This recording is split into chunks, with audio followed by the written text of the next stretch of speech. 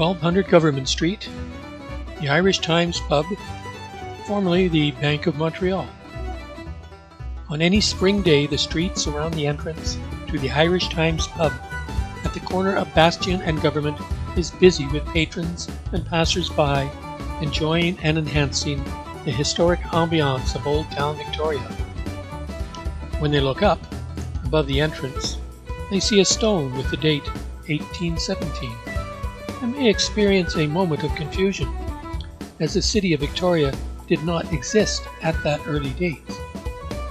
The 1817 represents the date at which the Bank of Montreal was established. The building surrounding the stone was constructed in 1897 as the bank's main branch in Victoria.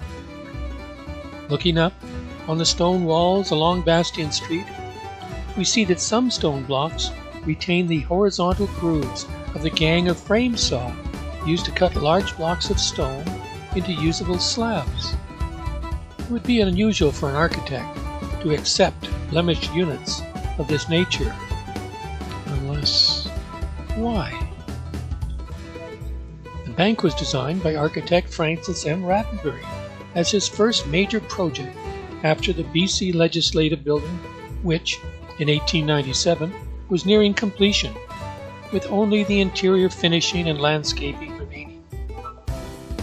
The main contractors for the Bank of Montreal were the same as Rattenbury was then using on the legislature, McGregor and Jeeves, who took on the legislative contract on behalf of the deceased Frederick Adams family, and Richard Drake for concrete and plastering. The remarkable thing is that the Bank of Montreal was constructed using the same Haddington Island stone that had been used on the legislature. In 1897, the Haddington Island quarry was still under the control of the province, which held a mortgage on the island and was obligated to pay the actual owners of the stone quarry a small royalty for every cubic foot of stone extracted. But careful examination of the government accounts showed no payments for that stone that was used on the bank. We find payments for the legislature and, after, payments for the Haddington Island stone that was used on the Empress Hotel, but no payments for the bank. The last stone was laid at the legislature on November 1st, 1895.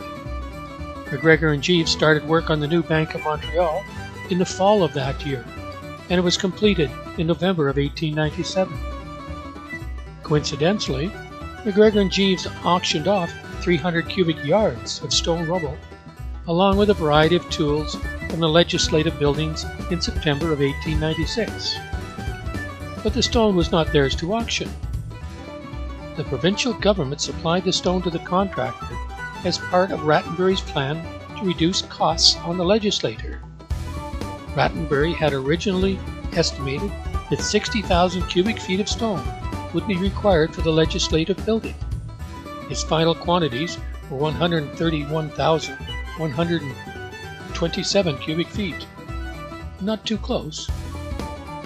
But McGregor and Jeeves had been ordered up by the government to clean up the worksite on the legislative grounds and probably moved the stone to the new Bank of Montreal.